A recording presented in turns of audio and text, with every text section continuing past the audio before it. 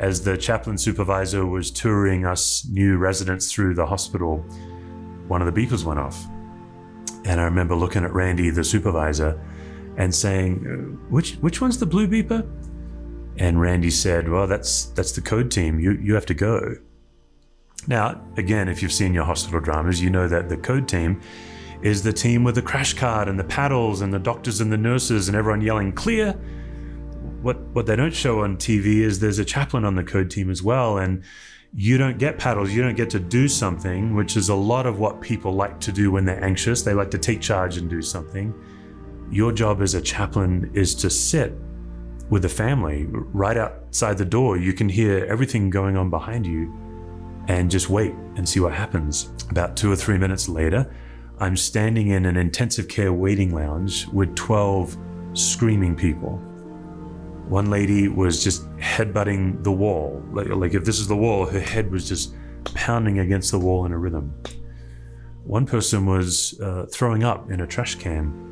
One person was just wildly swinging at the air, like as if they were punching death away, and all 12 of them were screaming at the top of their lungs. It was absolute chaos, and I had no idea what to do.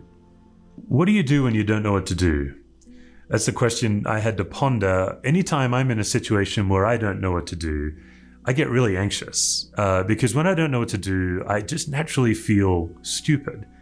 And anytime I feel stupid, I feel exposed, as if the whole room knows I'm stupid.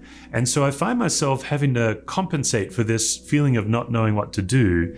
And I can feel the anxiety coming on like behind me from these 50 or so people, because one of the things that's true about anxiety is it's contagious. It spreads from people like wildfire.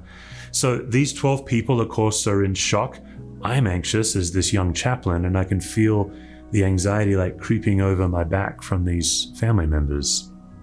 And at this point, I'm fully flooded. And I walk back in that room, and I'm no longer able to see what's really going on and what's really required. That's what anxiety does. When you get to the point where you're fully flooded and all you are is reactive, you're no longer able to see reality. You're just operating out of all of this false need.